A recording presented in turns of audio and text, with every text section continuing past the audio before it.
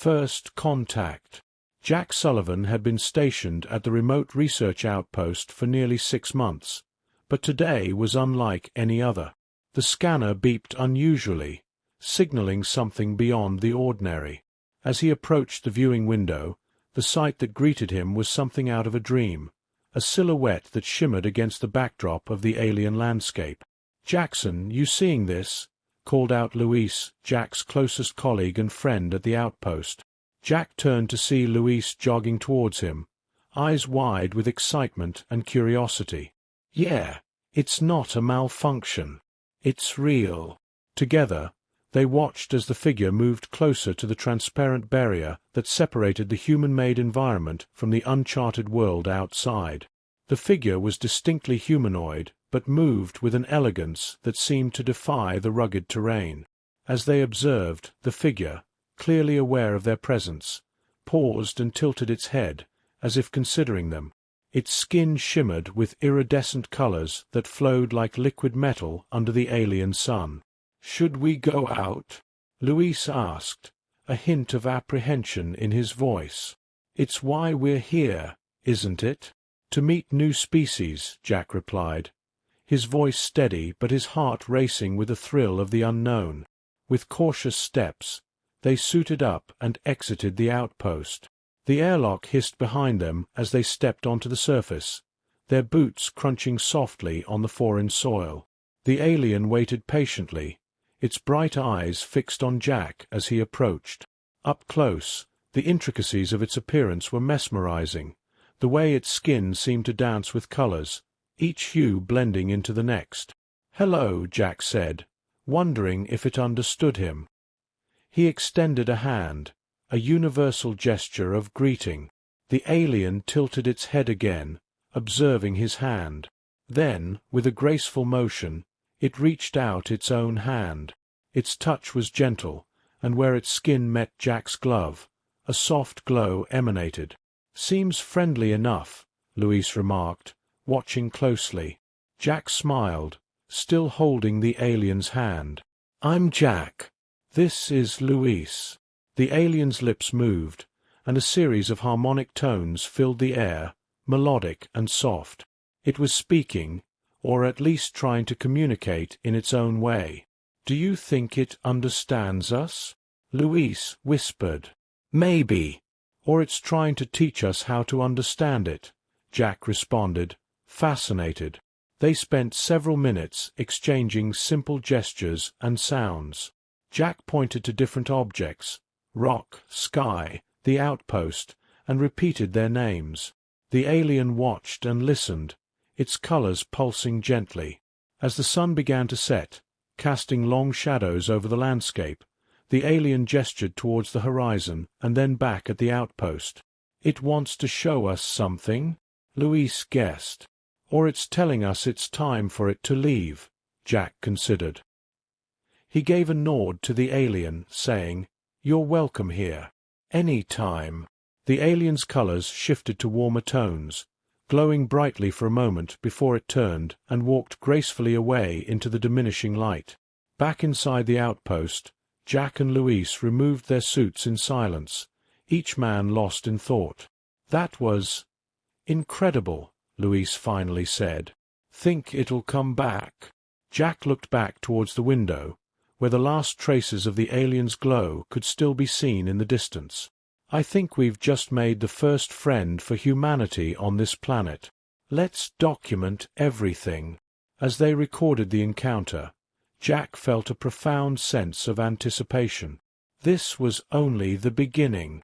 The universe was full of wonders, and they had just scratched the surface. The possibility of what might come next filled him with a profound sense of eagerness for the days ahead. Chapter 2. Language of Light. After the initial encounter, Jack and Luis devoted themselves to bridging the communication gap between them and the alien, who they affectionately nicknamed Mira.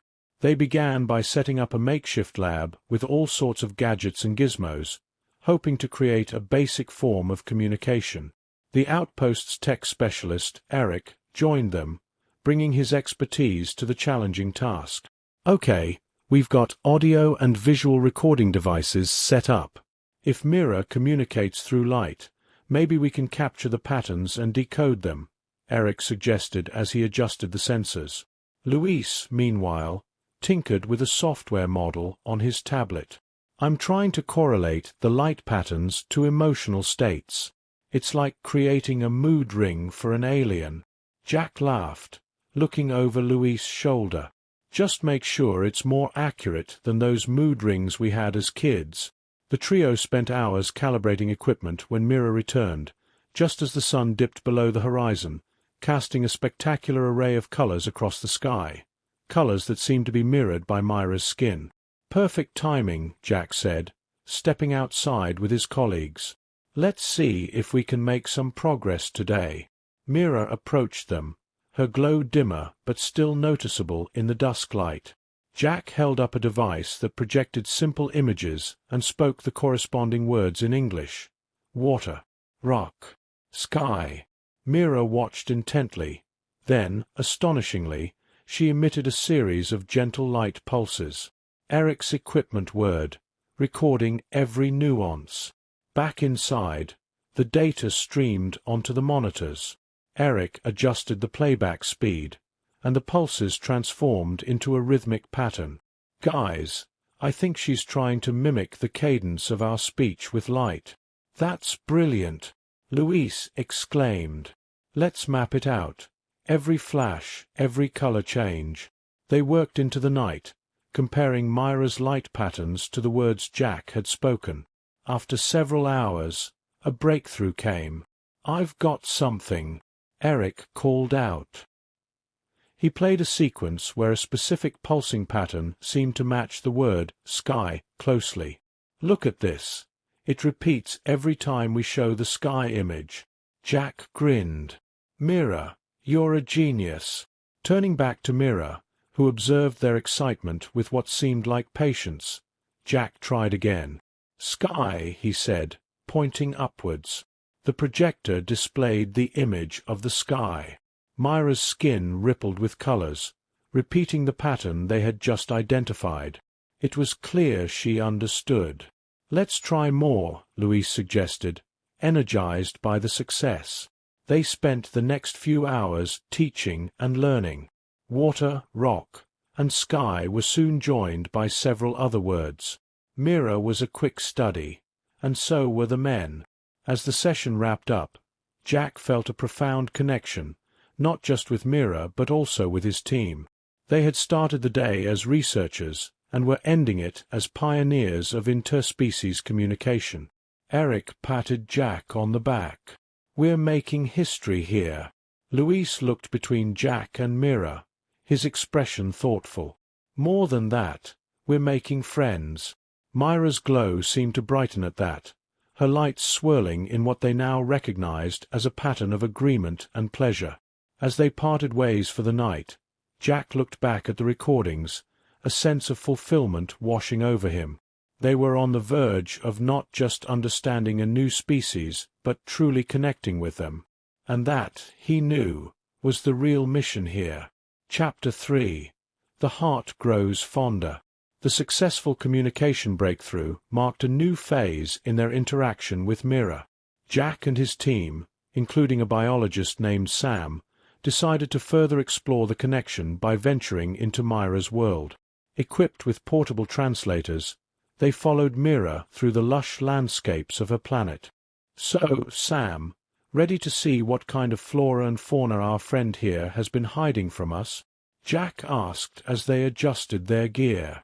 Absolutely, Sam replied, his eyes scanning the environment with professional curiosity. Who knows? We might discover some new species, or better yet, some unique biological processes. As they walked, Mira led them to a forest unlike any terrestrial forest. The trees glowed faintly, their leaves shimmering under the planet's twin suns. Look at this, Sam said, reaching out to touch a leaf. It changed color at his touch, responding to the physical contact. Responsive vegetation. Incredible. Mira watched, her skin mirroring the changing colors of the leaves, and then gestured for them to follow her deeper into the forest. "Seems like she's got more to show us," Luis remarked, and they continued, documenting everything. Eventually, they reached a clearing where the ground was covered with bioluminescent moss. Mira stepped onto it, and the moss lit up, creating a path of light. "She's showing us the way," Eric observed, his voice filled with wonder. They followed the illuminated path to a large lake. The water was crystal clear, reflecting the light of the evening stars, which were just beginning to appear. Mira dipped her hand into the lake, and the water glowed around her touch. She looked at Jack and the others, urging them to do the same. Jack knelt by the water's edge, touching the surface. The water around his hand lit up, sending ripples of light across the lake. "This is magical," he whispered. "It's like the whole planet is alive, reacting to her." "To us," Sam added, clearly amazed. They spent the evening at the lake, talking and sharing. Mira began to mimic their words more fluently, her light patterns syncing beautifully with her vocalizations.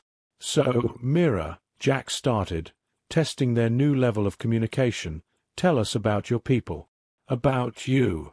Myra's colors shifted through a spectrum of blues and greens as she projected images onto the water's surface. They saw visuals of Zolari gatherings, their cities, and something that looked like a family unit. "It's not just a display. It's her sharing her life with us," Luis noted, watching the stories unfold on the watery canvas. As the night grew deeper, they set up a small camp by the lake. Mira seemed comfortable with their presence, her glow steady and calm. Sitting around a portable heater, they shared food supplies from the outpost, offering some to Mira, who curiously tasted everything. "This," Jack said, holding up a packet of dried fruit, "is from Earth. It's sweet." Mira tried it, and her glow brightened. "Sweet," she repeated, the translator emitting her attempt at the word. They laughed together, and Jack felt a profound connection not only to Mira but also to his own team. They were far from home, yet this strange, beautiful world with its glowing forests and reflective lakes felt like a place where they belonged.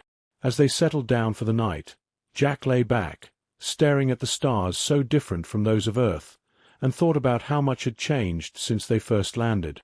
Here, under the watch of alien stars, friendships were forming that spanned worlds, and Jack knew these moments were just the beginning.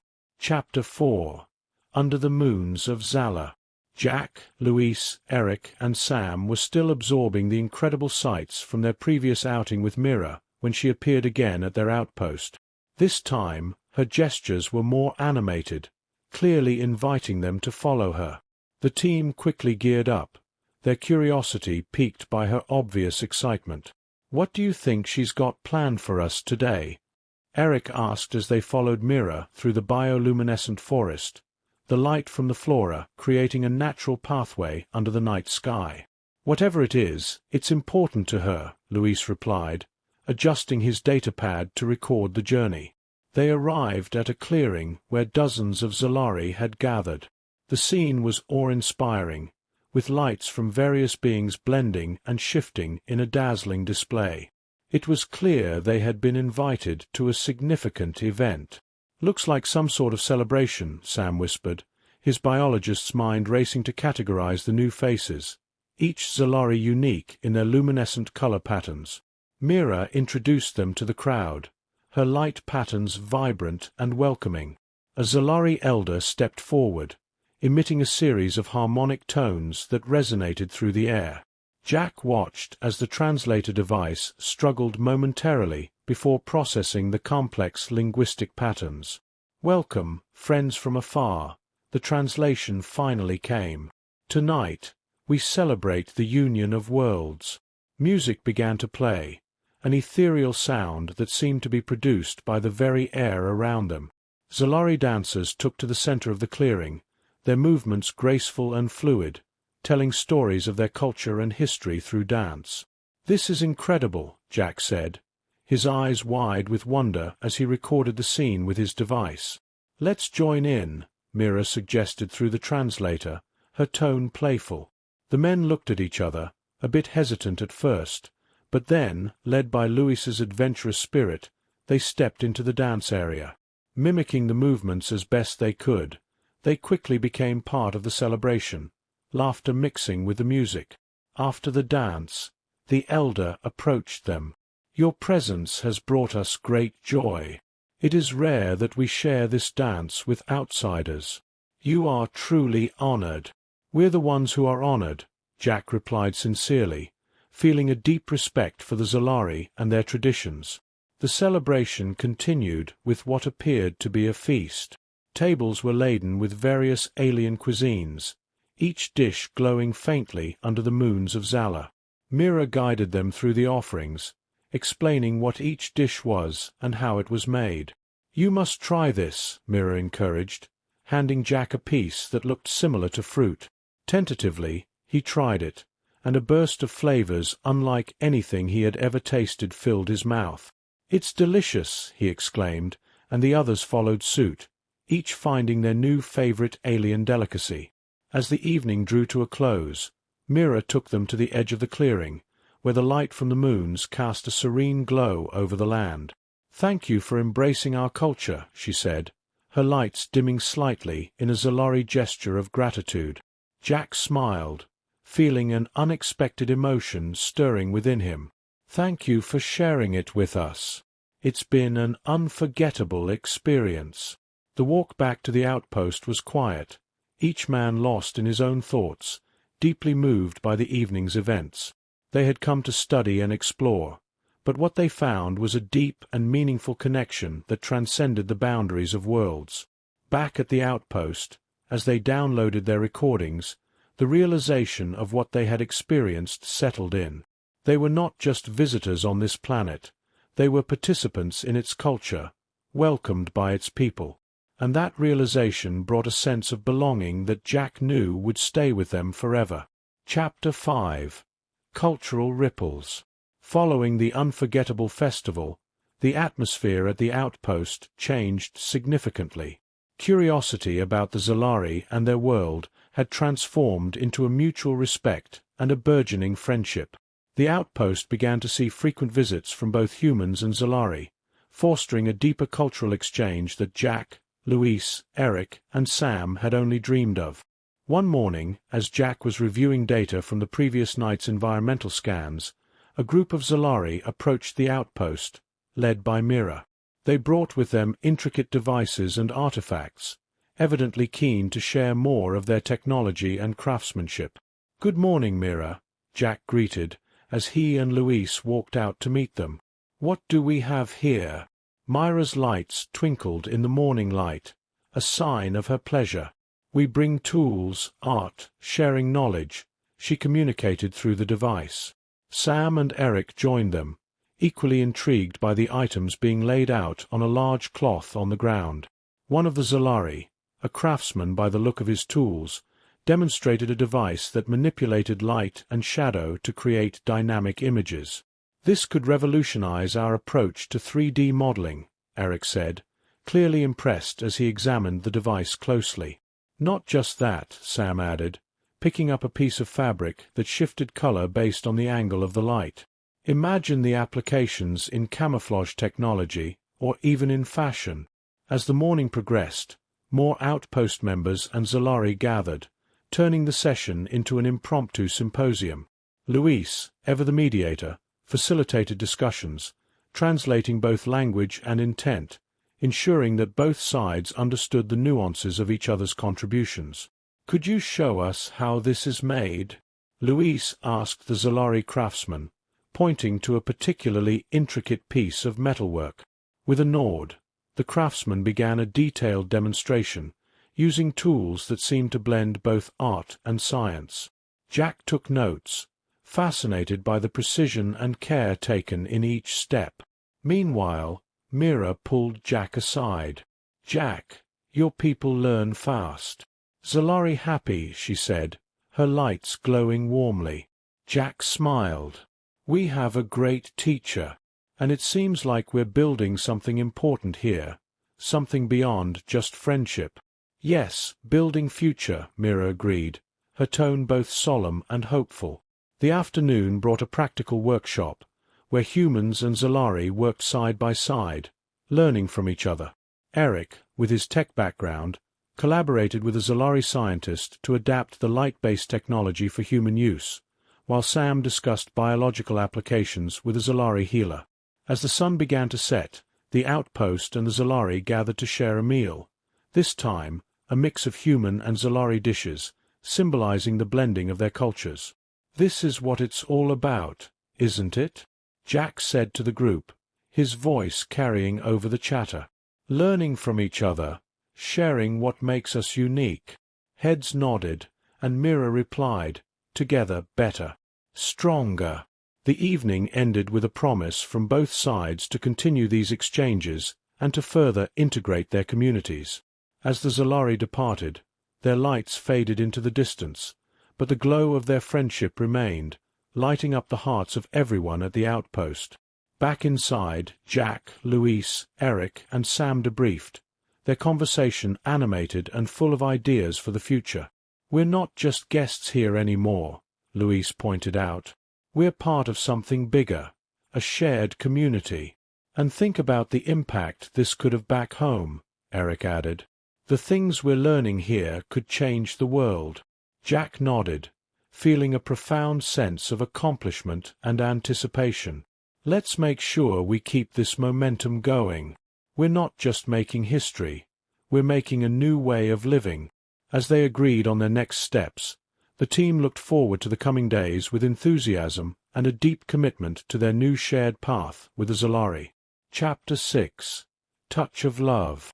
As the collaboration between the humans and the Zalari deepened, Jack found himself increasingly drawn to Mira. Her unique perspective on the universe and her peaceful demeanor had left a lasting impression on him. It was a quiet evening when he decided to explore those feelings further. He invited Mira to join him on a walk, hoping the solitude away from the outpost might provide a backdrop for more personal conversation. "Mira, I've been thinking a lot about everything we've shared," Jack began, as they strolled through the bioluminescent forest. "And I realize how much I've come to value our talks." Mira's colors shifted softly, reflecting the hues of the twilight sky. "Jack, your words, always kind. I feel close to you." Jack smiled, encouraged by her response. "I feel the same. I'm glad it's not just me." They walked in silence for a moment, each contemplating the implications of this new emotional landscape. The forest around them seemed to sense the mood, its glow gently pulsating in the fading light. Luis, who had noticed Jack's growing affection for Mira, had discussed it with Eric and Sam earlier that day. "He's got it bad," Luis had chuckled. "But seriously, if anyone can bridge two species, it's Jack." Now, under the vast expanse of alien stars, Jack stopped and faced Mira. "Mira, in my culture, when people feel a connection, they share a more personal space. It's called being intimate." Mira nodded, her lights dimming to a soft blue, indicating her attentiveness and trust. "Show me," she said simply, her curiosity piqued. Jack took a small step closer, his heart racing as he reached out to gently touch her arm. Where his fingers met her skin, a warm glow emanated, beautiful and mesmerizing. "This is how we show affection," he explained, his voice barely above a whisper. Mira's response was to mirror his action, her hand reaching out to lightly touch Jack's cheek. The sensation was unlike anything he had ever felt, her touch cool yet inviting. "It feels good," Mira murmured, her lights fluttering in a dazzling display of colors. "Yes, it does," Jack agreed, his eyes locked on hers. Encouraged, Jack took her hand, leading her to a nearby clearing where they could sit. They talked for hours about everything and nothing, dreams, fears, the future. As they shared, the physical distance between them lessened until they were sitting side by side, hands entwined, their touch a constant, comforting presence. Eventually, Jack leaned in, hesitating just a moment before pressing his lips against hers in a gentle kiss. Mira responded in kind, her energy mingling with his in a dance of light and emotion. When they finally parted, the world around them seemed to hum with a new energy. Mira, us. It's new for me, for us. But I want to see where it leads, Jack confessed, his voice steady despite the uncertainty of his words. Myra's glow warmed to a golden hue, her equivalent of a smile. Jack, I feel happy. Yes, let's see where it goes. As they walked back to the outpost, hand in hand, the path lit by the natural luminescence of the forest, Jack felt a surge of hope. This connection, this bond with Mira, it wasn't just about cultural exchange or scientific curiosity. It was personal, profound, and he was eager to see how it would grow. Back at the outpost, Jack met up with Luis, Eric, and Sam, who were waiting up for him. "Well?" Luis asked, an eyebrow raised in playful inquiry. Jack couldn't help but grin. "It's something special," he said, a sense of contentment settling in his heart. As they all retired for the night, Jack lay in his bunk, thoughts of Mira swirling in his mind. He realized that what they were building was more than a bridge between worlds. It was a bridge between hearts, and that realization filled him with an exhilarating sense of possibility for the future. Chapter 7. Love That Spans Worlds. As the relationship between Jack and Mira deepened, their days were filled with shared discoveries and personal moments that drew them closer. One evening, as a storm brewed on the horizon, Mira appeared at the outpost with an air of seriousness. Jack met her at the entrance, noticing her unusually subdued colors. "Mira, what's wrong?" he asked immediately, concern etching his face. Mira looked up at the gathering clouds, then back at Jack. "Storm coming. Not just weather. My people. Some not happy. They fear this, us." Jack's heart sank.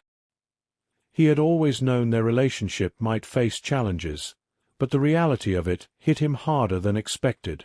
"Come inside. Let's talk." Once settled in the common room with steaming cups of a local herbal brew, Jack reached for Myra's hand. "Tell me everything. It is complicated. Zalari value connection, unity, but never before with another species. Some see it as a dilution," Mira explained, her light patterns flickering with her discomfort. Jack squeezed her hand, encouraging her to continue. "But not everyone feels this way. No, many support. Curious, hopeful. But those against, powerful, loud," Mira said, her voice a mix of sadness and resolve. Luis, overhearing part of the conversation, joined them with Eric and Sam. "We're with you, Mira. Whatever you need," Luis offered, his tone firm. "Yeah," Eric chimed in. "You've shown us nothing but kindness and opened your world to us. Let's figure this out together." Sam nodded in agreement. "Maybe we need a new approach. Something that highlights the benefits of our cultures blending." The group spent the next few hours brainstorming, as the storm outside mirrored the turmoil Mira felt within. Ideas ranged from cultural exchange programs to joint scientific projects that could showcase the positive outcomes of their union. As they talked, Myra's colors slowly began to shift back to their usual vibrant hues. "Your support means worlds. Maybe we host a gathering. Show unity, collaboration. Invite all, supporters and those unsure." "That's a fantastic idea," Jack said, feeling a surge of pride. "Love that spans worlds. It's not just about us. It's about everyone on this planet and beyond." The storm eventually passed, leaving a clear sky filled with stars.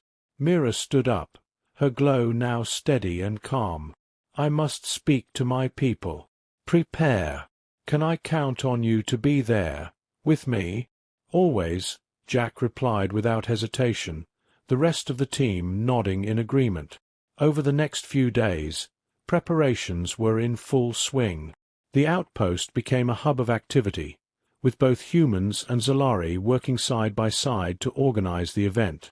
Invitations were sent out, not just physically but through channels of light and energy, the Zalari way. The day of the gathering arrived, and the air was filled with a mix of anticipation and apprehension. Zalari and humans alike filled the venue, a beautiful clearing by the lake where Jack and Mira had first shared a moment of closeness. Mira took the stage, Jack by her side, and spoke of hope, understanding, and the strength found in diversity. Jack then shared his experiences, speaking about the profound impact Mira and her people had on his life and the lives of his crew.